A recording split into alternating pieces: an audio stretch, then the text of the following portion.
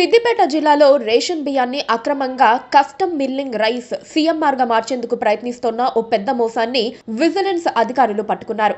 ఈ ఘటన రవాణా వ్యవస్థలో జరుగుతున్న అక్రమాలను మరోసారి వెలుగులోకి తెచ్చింది.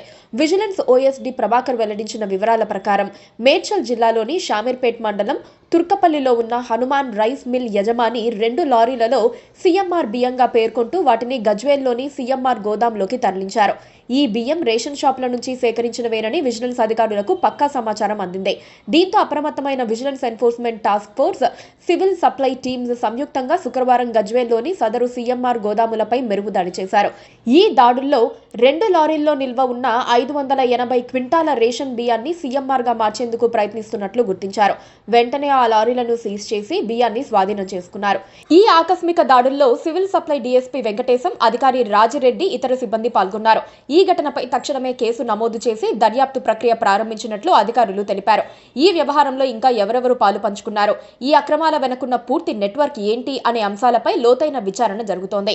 రేషన్ బియ్యం అనేది ప్రభుత్వం పేద ప్రజలకు తక్కువ ధరకు అందించే ముఖ్యమైన ఆహార భద్రతా కార్యక్రమం. ఈ బియ్యాన్ని అక్రమంగా సీఎంఆర్ గా మార్చటం అంటే ప్రజల ఆకలిని సొమ్ము చేసుకోవటమే.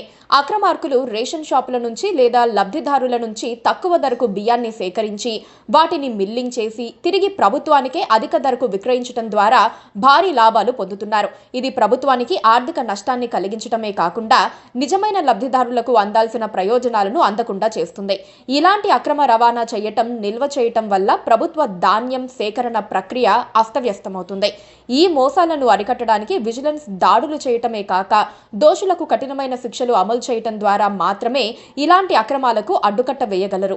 ప్రజలు కూడా తమకు అక్రమ రవాణా నిల్వ గురించి సమాచారం తెలిసి ఉంటే అధికారులకు లేదా పోలీసులకు తెలియజేసినప్పుడు నిరుపేదలకు అందాల్సిన ఆహార పదార్థాలు అక్రమార్కుల చేతిలో పడకుండా చూడటానికి వీలవుతుంది. తెలంగాణ ప్రభుత్వం సన్న బియ్యం సరఫరా చేస్తున్నా కూడా అవి కొత్త బియ్యం అవ్వటం వల్ల అన్నం ముద్దగా అవుతుందని, సరిగ్గా అవ్వటం లేదని దళారులకు అమ్మేస్తున్నట్లు తెలుస్తోంది. Please subscribe to KTV Telugu. KTV Telugu. KTV Telugu. KTV Telugu channel.